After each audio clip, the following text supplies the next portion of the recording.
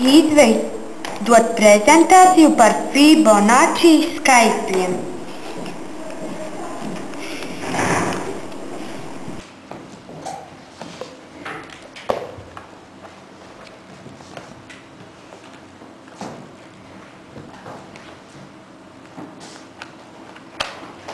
Ko jūs zināt par skaitļiem?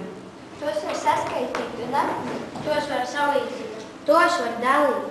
Tos var reizināt. Tie ir pāra un nepāra. Bet ko jūs zināt par Fibonacci skaitļiem? Es zinu, meklēsim informāciju internetā. Es aiziešu uz bibliotēku.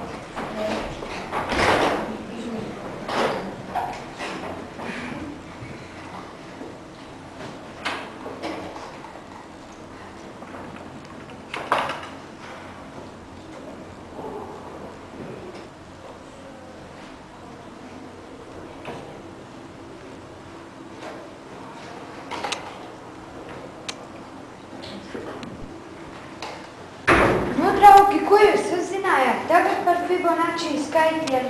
Fibonacci atklāja skaitu virkni, kurā katrs iepriekšējais cipars ir divu iepriekšējo summu. Vai šādies? Jā. Bet ko vēl jūs uzzinājāt? To var arī sastapt augos un dārziņos. Un mākslā. Tos arī var sastapt tūlē. Un spirālēs. Ejam meklēt skolu.